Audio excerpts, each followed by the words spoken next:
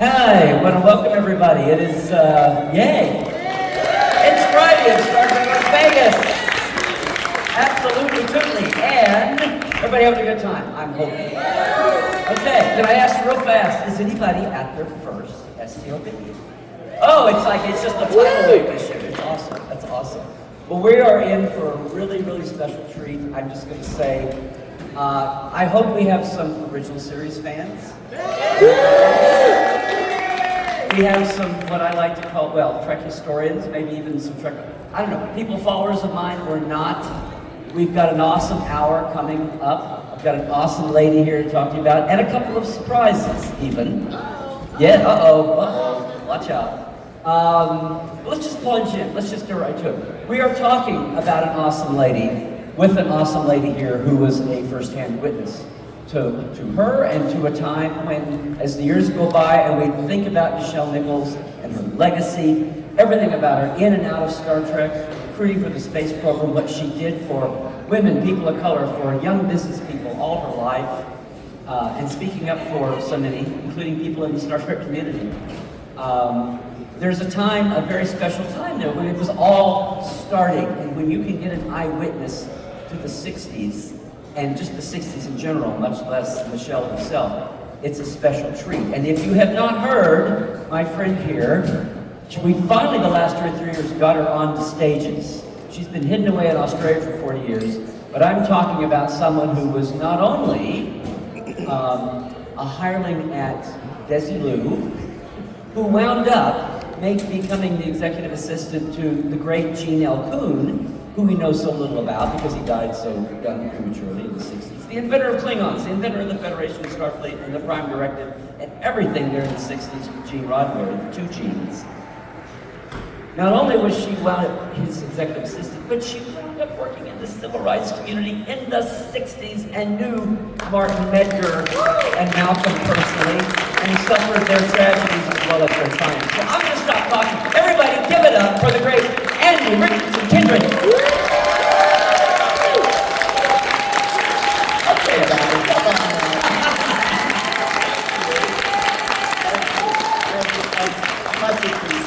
I'm so glad to be here. I love being with you guys.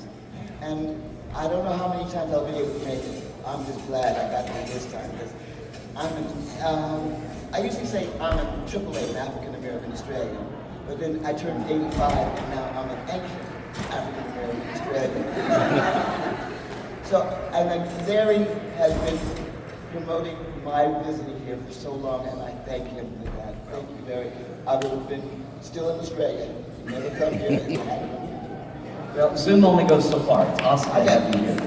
Awesome to have you. Well, we're talking about Nichelle. So, she finally put together a wonderful, some of you got the Trek excerpts a couple years ago, I think. The full book is out now, and there's many sections in here about Nichelle. And if it's okay with you... Let me just stop real quick before we get rolling. Just so you know, here's Ande with Coon after Star Trek. Yeah, very rare pictures. Well, you tell them who this is. That's the most powerful man that lives in the studio. A little closer. He was the parking lot manager. You said he was the most powerful man in the studio. That's right, because he decided where you could park.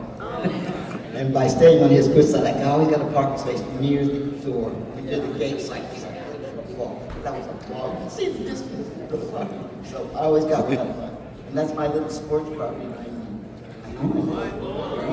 Yeah. And my mini skirt. Check out the mini skirt. You know why?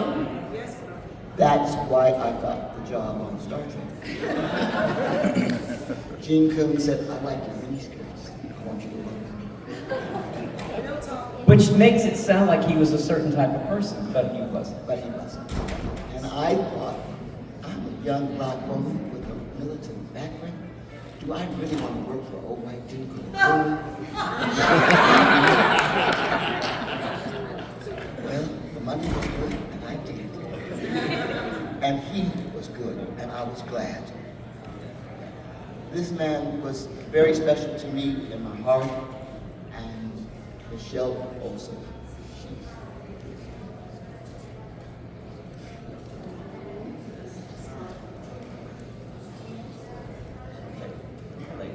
held my hand through those early days because I didn't know what I was doing. There had been watts, the place exploded, I was there. And afterwards, The Lucille Watts Ball, riots. Yes. or Revolt. Or Revolt, Revolution, yes. thank you. Yes. And Lucille Ball was into a company that supplied black people for white jobs. And I was sent to Desi Luke for an interview, and I got the job. So I'd never worked in the studio before. I'd worked in radio, and they thought I was close enough, so they sent me over there. And luckily, I got the job. They hired two of us, a male and a female, kind of like a zoo, so we could keep company. So we were there, and I was the floater secretary. I worked all over the lot. And one of the places I worked was Star Trek, Mission Impossible, places, you know, and just any place. The finance office, the executive's office. So I was all over the place. So I was learning the business. But Nichelle had a background, and when we first saw each other, we started to get that big knowledge. You know, I see you. And then we got to, hi, how are you? And then we started to talk, and then we found out Nichelle had worked with people I'd worked with. She was a talent acquisition, and she worked with Oscar Brown Jr., who was a great playwright. I will stutter if I try to go too fast, so let me slow down. And just a little closer. And just, but see, whenever I hold something that's close to my mouth,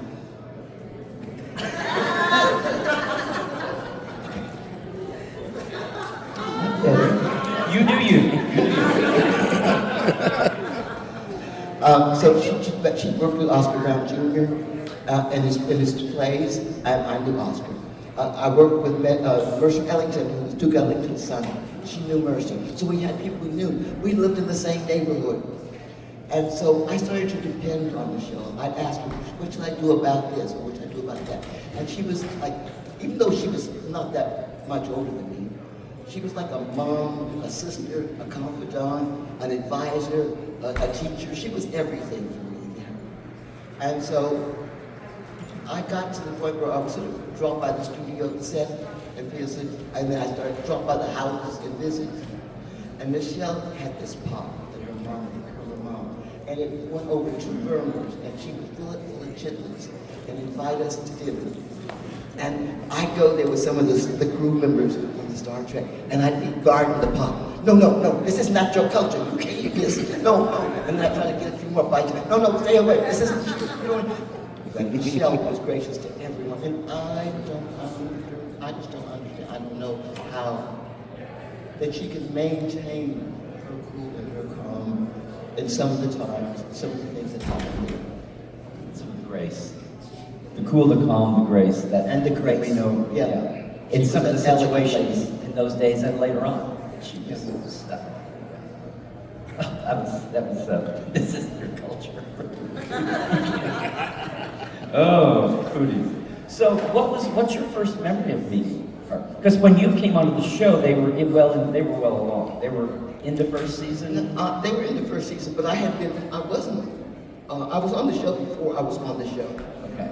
Because I was a floater for a while. Right. And then when Coon came, which he didn't come until a little again, then he needed someone, and I came more often, and then I took the job for his permitted bar and all that. Yeah. Well, so what's your first memory ever of meeting the show? Oh, is it a story? I'm not sure. Okay.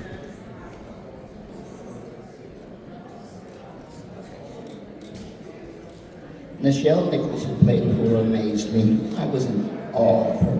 A black woman who actively demonstrated and inspired. For me, she was a supplier of awakenings. She made me aware. Nichelle and I took our time exploring our connectedness, and a few highs and nods, and glad to see and hear smiles when we checked each other out. But we were both good looking and both wearing wigs because I had an afro. And in 1964, we did not go to work in an afro. That was like, really. You went to work like Diana Ross's. Yeah, I put a wig on Yeah. and that. But I don't know. That wig there. You guys, I don't want to read it. I want you to buy it. See that? So ask me more questions. Okay, well, I've got a couple of these shots. Some people may not have seen these. This is just real quick. Ricardo Montalban came along, and he was one of my heroes. I only have 2 pictures taken while I was at Desilu, and this is one of them. And the one with 3 pictures. Ricardo Montalban, Gene Coon, and the parking lot guy. You didn't have a phone on you didn't have a camera on your phone in your pocket? I know. I mean, some people were fascinated by the actors and they wanted pictures with all the actors, but I think it's just a job. They're nice people to say hi, but I didn't need a picture. But Ricardo, and you can see, do I look so cute? He started Los Otros, and that was the thing for me. He knew for his people what he wanted to do and what we had been doing, and I explained to him about how I got the job, and we talked a lot about that, and about his favorite restaurant. Los Otros was his theater company? Was his company? Los Otros was an organization that promoted Latinos, especially Mexicans, because at that time Mexicans would hide. They say, "Oh, we're Spanish." They didn't want to be known as Mexican. That seemed to happen. So he made it proud to be Mexican and to proclaim who they were. He never became an American citizen. Okay. He entertained lots of Americans, I'll say that. So here's some shots that we have of Nichelle just modeling. There's her younger in her dance. And she danced. I mean, that was one of the things. These Star Trek let us sing once. Right. You know, but I mean, you get a chance to really catch. There was so much to her that wasn't exposed on that show. Because how far can you go with it? When she didn't do that. No. That's why in Tribbles, when she says that, how often do I get shore leave, it's meta for how often do I get out of that chair on the bridge? Yeah. It really is. Just some of these photo shoots. Yeah. So there's your classic. So from where you sat, right, Gene's office, did people talk, like so much has been said about, we talked about Nichelle as an icon, what she meant for so many people, including all those little black girls watching her out there, like Whoopi, like so many millions, and all through the years, but so many episodes, she's just back there in the chair. I know. Nothing at the scene, but so many people say, and where she was in frame behind the captain's chair, how powerful that was.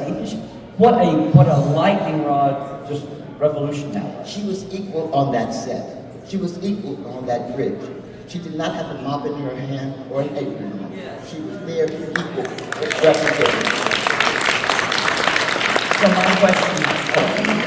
So my question is, working with Gene, both Genes, how do you differ? You call? Well, Gene to me is Gene Coon. Bird is the great bird in the galaxy. So I just say Bird and Gene. That way I can keep it. In the offices, not talking to Nichelle, not talking about what the world is, but just day-to-day work as writers. Cranking out that was driving everybody crazy. It was an insane show to work on, right? Mm-hmm. It was a difficult show to work on because this was a universe that you had to write to the rules of the universe. You do not write about somebody living in America who flies to work flapping their arms. That's not a rule of this universe. Yeah. So the rules of the universe had to be. And so many of the science fiction writers were used to creating their own universe, their own language, their own prose writers. Yeah. And so they had a difficult time, and Gene had to make sure that the scripts fit into Star Trek. Right. The TV writers had a hard time with sci-fi. The sci-fi writers had a hard time with TV. Yeah, basically. And you all were in the next. You said that well. I probably mumbled that a few times last week. But what just struck me, I don't think I've ever asked about, was when you're sitting there with you're not working with, Gene kind of mentored eventually, and then just how it went down. Kind of cut you off, sadly. But just in the room or in the outer room, the talk around, did people talk about things like, oh, and we have to have Nichelle in this room? I mean, that was on the nose. That was just implied. I mean, how did that bubble up in the day-to-day to make sure that You know, they would try to give Nichelle, or George, or Walt, you know, George too. They would try to give them scenes, and sometimes they'd get cut in the time, or the lines would be given to somebody else. But was there any conscious thing about having Nichelle up there and back there finishing up line? I mean, was that a thing that was on people's mind that actually got verbalized? Unfortunately, it wasn't. So it was just happenstance, or it was Okay. Gene's subtextual brain that did that, or what? Remember when they signed Nichelle, and she had a contract, and she had X amount of dollars per week. Well, they found out that the writers weren't writing for Nichelle. They weren't instructing the writers. You see, it was like there was this world, and then the script, there were people. And as long as they didn't say, this is a black person, whatever they, Negro, whatever they were saying in those days, as long as they didn't say that, it was assumed to be white and male. So women and other races had a real hard time. Star Trek had more women writers than probably any other show on. I mean, they were ahead, but they still weren't right there. I mean, the guys were pro-woman, but they still saw them as the gal at the gal. And the Bird used to love to have the women in their little scanty outfits come parading down 2 streets to get to our office so they could come in and show them the outfit. They'd have to walk like half naked down the street in daylight to get to them. I mean, they just didn't have any sense about women as other than less than. It was that was But progressive at the time. They were progressive for the time. Yeah. That was the time. Until somebody. And most of us accepted it. Well, let's talk a minute too. So here's Nichelle. This is the thing, and Grace Lee Whitney too. We have a lot of 1919. We have a lot of 2024 eyes, 1990 eyes, 2000 eyes. Our current. We look at the 60s. We look at Nichelle as kind of the pinnacle of this. And people talk about the mini skirts and that was sexist and all that. Yeah. But who was it that, but the 2 pilots, the women were in pants. So suddenly here comes the production starting off, and Nichelle and Grace Lee Whitney are in mini skirts. Yeah. And you know why, right? They wanted them. Okay. Yes. Kind of like what you were saying about Yeah, you. It's like, okay. we've got these legs, let's show them off. I mean, Yeah. it was the performer. Yeah. And for a moment, miniskirts were rebellion. Yes? About what the old white men were telling women they couldn't wear. I got a notice through the inter-office mail, which we had a thing in those days, inter-office mail, and it said mini skirts should not be worn to work. Anonymous. No, thanks. Unless you're on camera in Starfish. Apparently. I don't know, so here's some of these just popped up. There's a great one.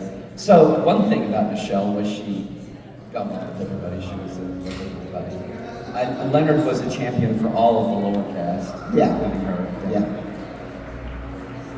I mean, what bubbles up when you see this about her and any of it? That's a typical thing you see. I mean, Leonard and Nichelle, and the smiles, yes. And what's that in the back? That's Shatner back there. Yeah. Yeah. Nichelle. Oh, and Shatner somewhere else. 1,000 words almost, right there. Now, this is a very famous cover. Do you remember when this came out? Oh, yeah. Okay, well, was it a big thing at the office? Or? Oh, it was a big thing everywhere. It was a big thing at the office. But for me in the community, it was a huge thing to see her on the cover.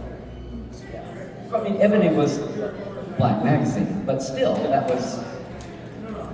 And this is January '67. This is midway through the first season. So it's already had that kind of an impact. Yeah. Right. Even in the community. Yes. Yeah. So so when that's out, did anybody in the offices go, when Nichelle, how often would the actors come through, much less Nichelle, over to the office? Actors weren't in the office. Actors were on the set. Okay, that's what I'm saying. So if they were in the office... Unless they came over to make a complaint about the number of lines that they were getting. Well, that was only one or two, but yeah. Nobody else would Nobody's, no. They might grab you on set as you walk by, but they wouldn't come to the office to look you down. No, I'm just wondering if anybody said, high five, good job, that's awesome, Nichelle. in passing? Something like that. At the weekly, you had the little weekly rap parties, right? No, we had rap parties at the end of the issue. Okay, at the end of an episode? Yeah. Okay, not just the end of the year rap party, but you had the end of the We had the end of the shoot rap party, then we had the end of the year rap party. So I didn't know if you, I mean, was that a time when the offices and the set could interact? Yeah. Okay. I'm leaving it open for you to check out there.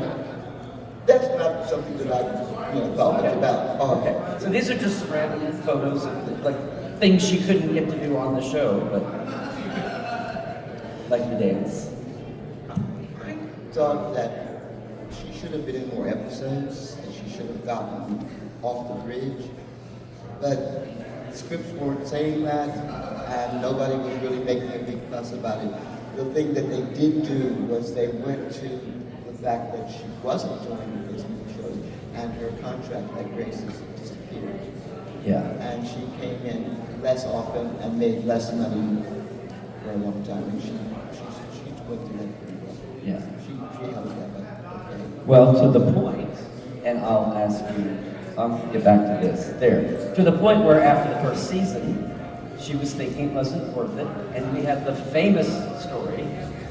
Wait, were you aware of that at the time? Did you hear, when was the first time you heard her story about it? She told me after it happened. Okay. Because she knew I knew Martin. Back in the day? Yes. Well, I want to get to that too. But yes, tell us your end of the famous Dr. King story. Or well, you said she told you right after that. Yeah, she told me that happened. And it was just Martin. It was just Martin. So there was no big deal. And she saw him and he told me, I said, yeah, you listen to him. You are important to us and you ought to be here. But she, like I said, the salary had gone down, the hours had gone down, she wasn't getting very many lines, she wasn't getting featured. So she had a reason to do it. But I don't know if it's a Star Trek thing, guys, but sometimes something's bigger than you and you yield to it. You don't go for your interest, but you go for the greater good. And I think that's what she did then. Because that was, when you look at the memos that went around at that time, there you see one from Bobby just saying, oh, but I couldn't, we made a problem, we made that deal with the show. We could have bought her for less. And I think that I'm not the only person here that cringes at just the language usage of we could have bought her for less. But they did, they made up for it. They cut her salary, they cut her working days, and there was nothing she could do about it. She could leave, but then she felt the responsibility of staying, and she did stay. And not to poke a hole in the mood there, but she said that that's kind of the way they looked at all the lower actors, I'll just say. George and Walter, and well, Walter wasn't in, but yes, I mean, some of that's just producer talk, but it was unfortunate, especially. But there was a very star second that everybody else. That's how the credits read. You had the star, it wasn't just about residuals. Your regulars were in the back end before we got to ensemble shows. But there's something I never told anybody. It's in the book that I never told anybody on stage. And it was a Nichelle story that is not your typical Nichelle story. All right. I'm all ears. My aunt died. Just make sure you're leaning into that one. And I went to the funeral. I had one black dress, and I had it shortened, quite short for those days. It's just above the knee was mini, but I had it a little bit higher, and it was snug. And I think I was something like 39, 24, 36 measurements. So I was sort of busty and all that. And so the dress really fit well. But this was the first death in my family. I wasn't used to it, and I was bereft. I didn't know what to do. So I went to Nichelle, and she took me in, and she talked, and she said, consoling things to me. And so I sat around. She had a guy dropped in, and she came to me. She said, Andy, I think you can leave now. And I went, why? She said, he's looking at you too hard. See, Nichelle didn't do that. She was kind and she was firm and she knew what she wanted. And That was my special. And at first I went, and then I went, that's cool, I'm learning. You ask for what you want. You stand up for yourself. And do it with grace and elegance, just like she just did. I know you weren't really, well, this is, here she is with some of her favorite, Grace Lee and Leonard at the motion picture premiere. Just the famous kiss. What's your memory sitting in the offices of the famous? Well, Gene wasn't part of the show by then. You were out of the offices by then, right? I don't remember. That's what I'm saying. I think he had But I know that it wasn't built at the beginning for that kiss. It was Leonard and Spock. Yes. It wasn't built for that kiss. It was Leonard. But Bill saw this opportunity, and he wasn't built. Just post-Trek, here's Nichelle again. This is Walter's star ceremony, my queen. And this is wonderful. Just, we're not going to get into all this because it wasn't there, but just amazing how 1978 NASA had, well, she complained about it. It came up, and they said, okay, could you do better? And she did. Recruiting, oh yeah. Look at who she recruited. Yes. And it's sad that some of the astronauts of the shuttle era, after the Right Stuff guys passed, but it's sad that some of the people that died on Challenger were, half the crew were people she had recruited, Judy Resnick and Marian. Yeah. Anyway, half of that very diverse crew were the result of her efforts. So Nichelle, Gene left and I left, but before I left, I'd moved from my neighborhood where I used to drop in on Nichelle all the time to Nichols Canyon, which was for our day. It wasn't an area where there were a lot of black people. In fact, I think most of the people who saw me thought I was somebody's maid or cleaning lady. But it was a really lovely house up in the canyon, and it was beautiful, and we had no problem because a white guy had gone to the real estate agent and got it. Yes. So I didn't have to worry about that. Let's just say that again. You couldn't have gotten the place on your own. No, I wouldn't have gotten it. I tried a lot of places, and as soon as they could see me, the place would be suddenly rented. Yeah. Oh, I'm sorry, it's gone. Yeah. So I moved in with a friend, and she was an actor, and she left town, and then I decided to move from Better to Beverly Hills. So I went and I called Nichelle, and we hadn't seen each other a lot. Because once I left Star Trek with Gene, she had a new boyfriend for her too. I didn't like it. I thought Nichelle had a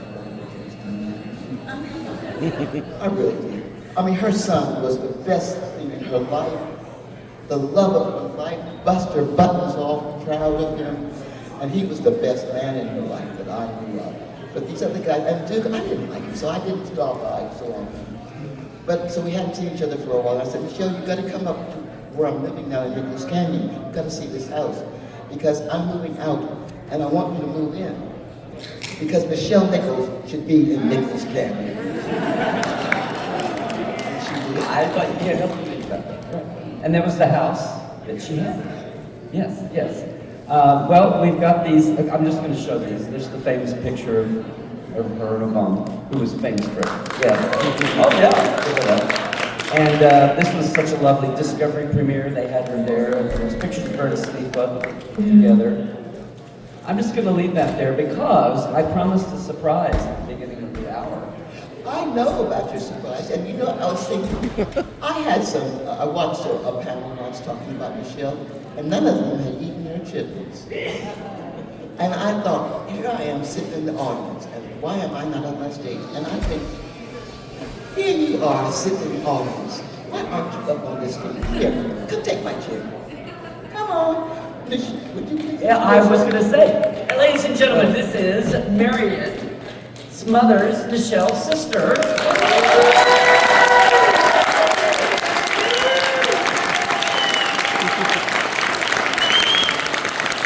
If any of you were lucky enough to be at the Nichelle Nichols farewell, we had some family events there. It was awesome. I was privileged to host the family panel. Thank you. And we've done some things together, but here we are live together. Yes, we have. And this is a surprise for me too. And you sound so much so wonderful right now. when she I've been told that a couple of times. Yes. Can we get another chair up here, though? I don't want to take your chair. He's going to bring you up. Here we go. Well, I'm so happy to be here. Thank you. Thank you very much, Larry. Well, when we heard Marian was going to come in and be here today, we said we're having a panel about Nichelle. We have to have a little surprise moment. And I wanted to hear. There are a couple of things I heard from you I hadn't heard before, so I'm glad we did this. But it's so cool to see you. So I saw you laughing when she said the big pot that covered 2 burners. It took me back because I had forgotten that pot, but it was a big Dutch oven. Yeah,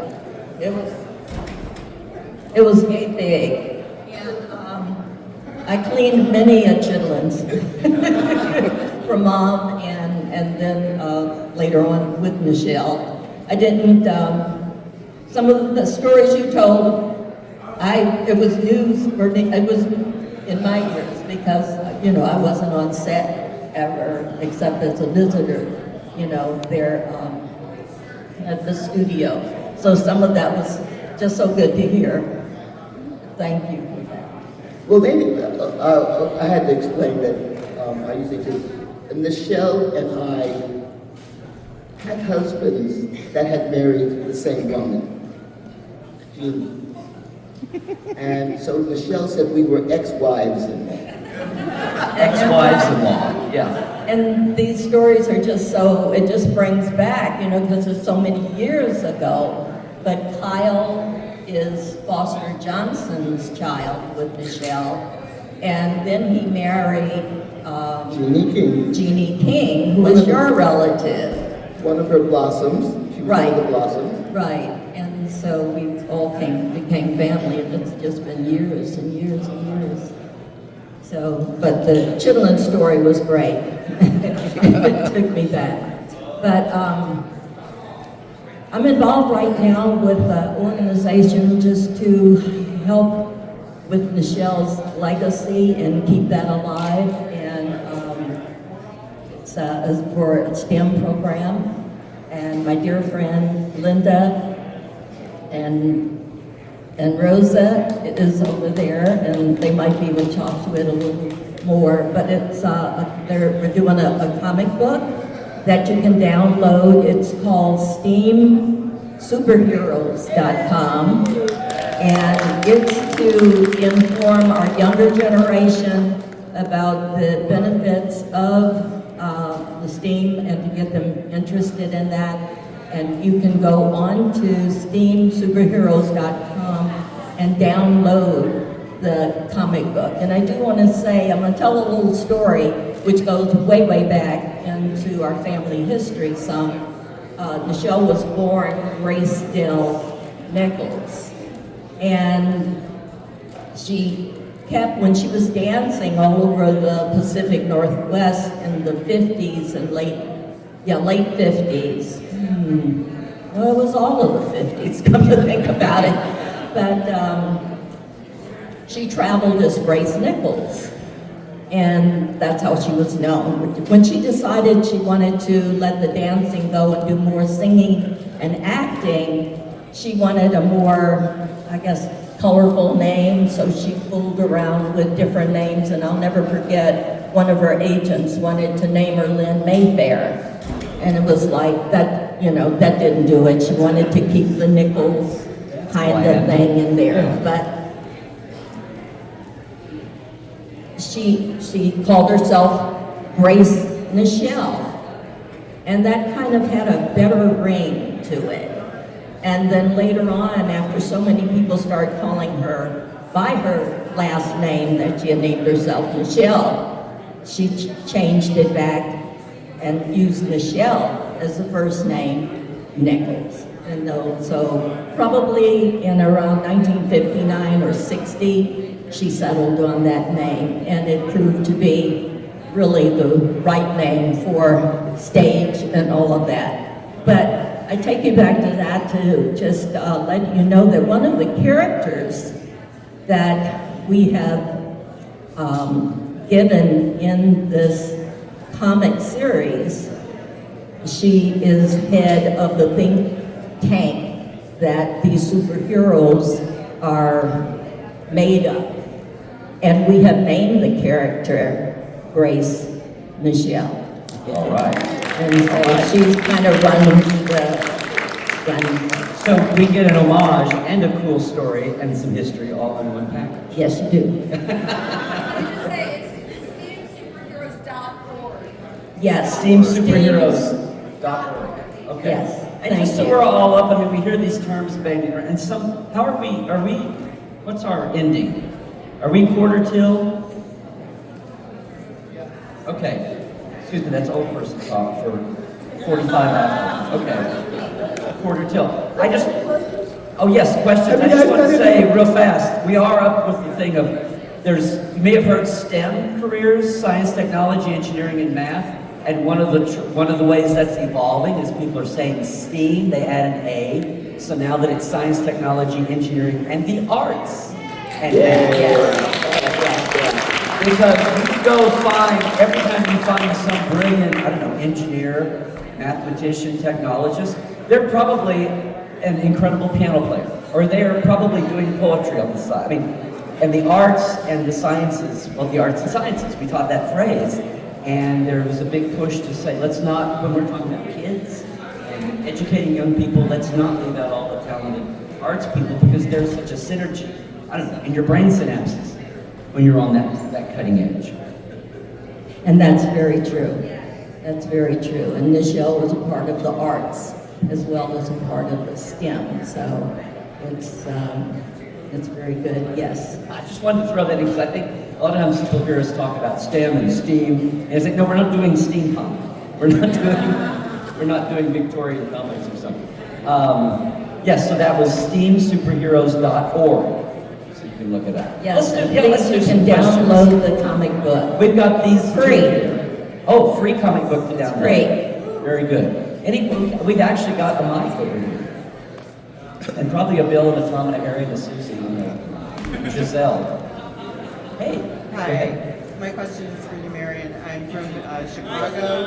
I'm from Chicago, and I've been to Robbins, which I believe I've seen your family home. Yes. And I've been to the historical museum there, which is struggling. They could use some help. And they have a screen uniform of Nichelle's. I wonder if you've ever had any connection to the town. Do you go back? Have you ever been to that museum? Yes, it's been about 10 years ago. I had a chance to go to Chicago and go to Robbins and to visit the museum. Tyrone Hayward is the director of that, and he's been running that museum for, I guess about 20 years now, maybe even more.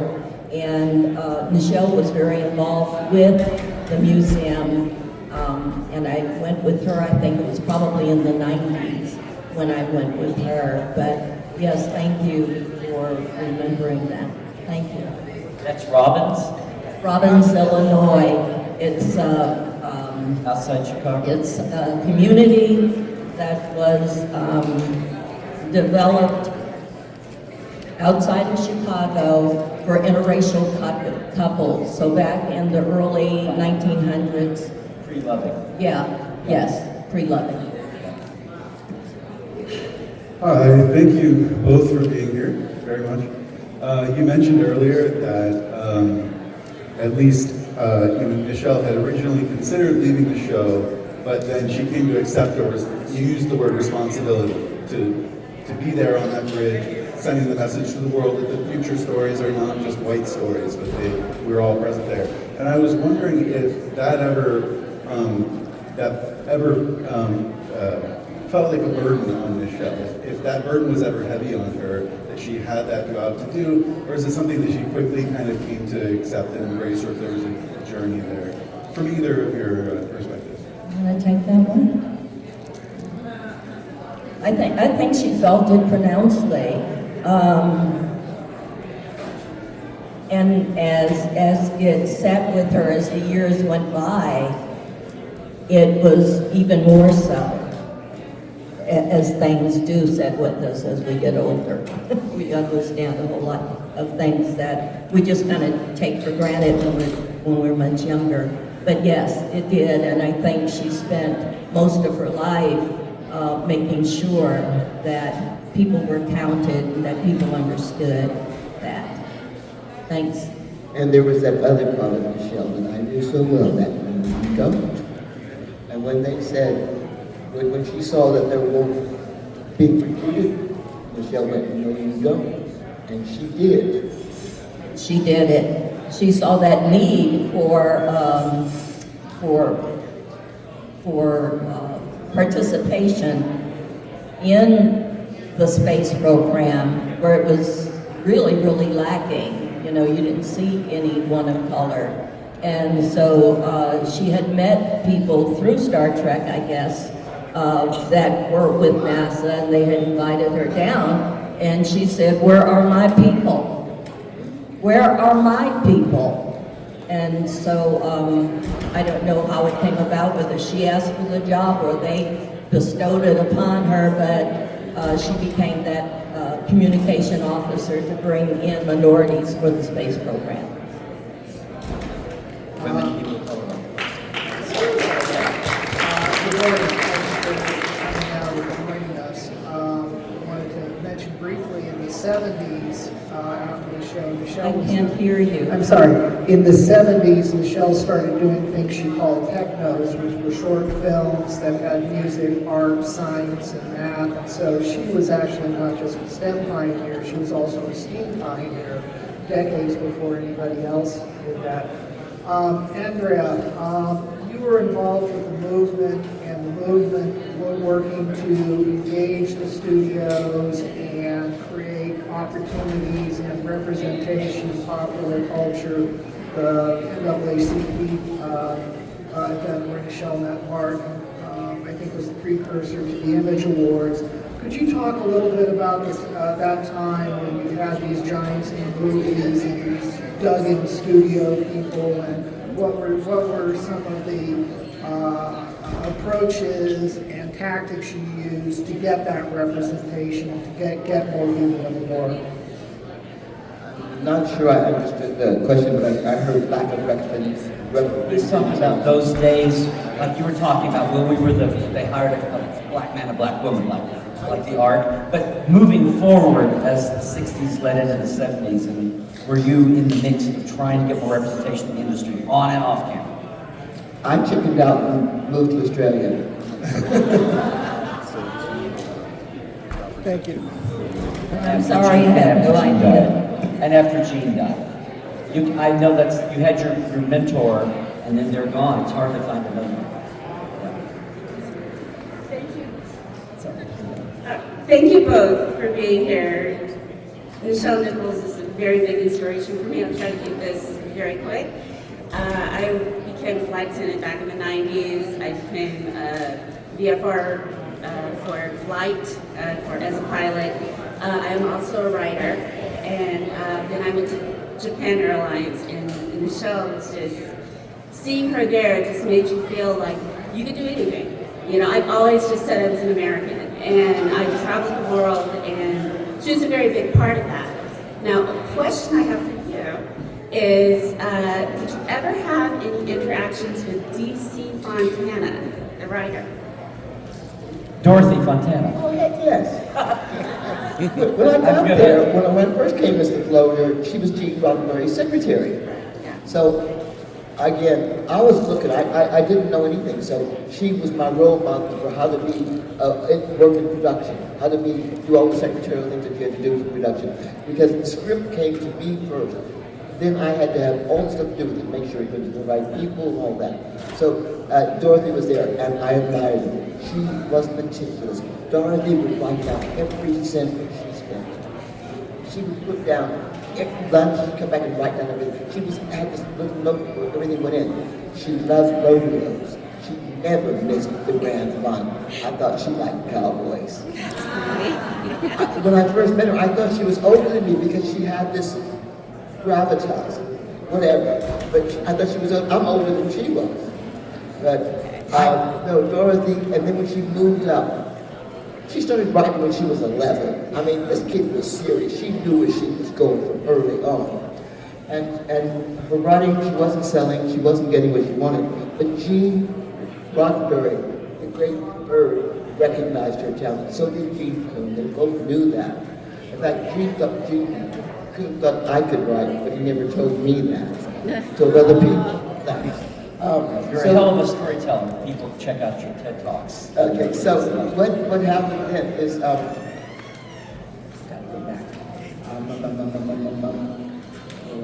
Sorry. You're talking about Dorothy.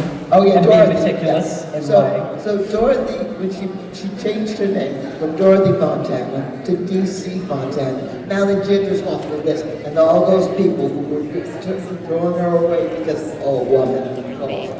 No longer could do that. They had to judge her on the value of her work, and the value of her work got her that job. It started more and more and more. Thank you. Thank you for asking me. Thank you. And I had no idea Dorothy Fontana was a rodeo fan, so thank you. I think we have to. I think we're at our cutoff time. I'm so sorry. Listen, everybody. I know. However, Andy has a table. In fact, she's right next to me over on the floor. Come over. She's got books, everything. Marian, what's your story here today for the con? How can people find you in the hall? You're settled at a place? Where am I, Linda? Should be at the Cypher Sisters table. There you go. Okay. Thank you. There we go. You can get 2 or 3 goodies there at once. So go to the Sci-Fi Sisters table. Marian will be. They'll get you hooked up. And Andy's on the road with me. So. Can we do one more question? Okay. Oh, we can't do one. Oh, go ahead. Okay. Well, we got all that out of the way. Now you know where to find everybody. So go ahead. One more. Thank you. Wow, great. Well, Nichelle's been obviously one of my favorite Star Trek characters of all time. So impressive in so many ways. Cosplaying her, I actually had my name sent up into space with her. So I'm super excited about that. But more importantly, and for me as a professional dancer, I'm just wondering if you could talk a little bit about Nichelle's connection to dance specifically, and how important it was for her. Because I saw some great vintage photos of her stretching on the bridge in her lieutenant's outfit and doing some beautiful ballet movement, and so I feel closer to her than ever because of that. Thank you for that and giving me the opportunity to remember. Nichelle was 9 years older than me. So I remember as a little kid, 5, 6 years old, watching my big sister twirl around the living room, and my dad would play the bongos for her, for a beat for her to dance. So her professional, she was a ballet dancer. She would have been a professional ballet dancer had that been allowed in the 50s, but it wasn't. So, but her technique was fabulous. I'm trying to think. She first danced. Do you know when she first took lessons? How old she was when she first? Oh, I imagine she was 7 or 8. Yeah. Because by the time I remember her, she was twirling around on point, around the house, and my dad had built her a little platform of wood so that she could dance. She did tap also. She got me and my younger sister involved in tap for a while, but it was just her passion for so many years, yes. And she had her first professional opportunity with Carmencita Romero, was a calypso dancer of the times in the early 50s that Nichelle got to dance with, and she was only 15 years old when she hired her. That's how good she was. And the other female dancers were 20, 21. And so Carmencita put Nichelle with Mary Wimberly, who became a very good friend. But she was sort of like, took care of her and made sure the guys didn't get to her, if you know what I mean. So, but yeah, she was just very, very very good at it. She loved it. It was her passion. And like I said, she And supported did. parents, sounds like. Oh my God, yes, her parents were very supportive, and I got to go and see her as I think I was 11 or 12 by that time when she was performing in Chicago at the College Inn in the Sheridan Sherman Hotel downtown. That was just such a thrill. But Wow. yes. Thank you. Oh, good. Thank you. Guys, this is an awesome panel. This has been an awesome panel. Thank you. And thank you, Andy. Marian, thank you for being our surprise addition today. This has been an awesome start to STLV, everybody. Hope you're having a good time. Spread the word. Tell people about these two. We have to keep that alive. Thank you all. Trek well, everybody.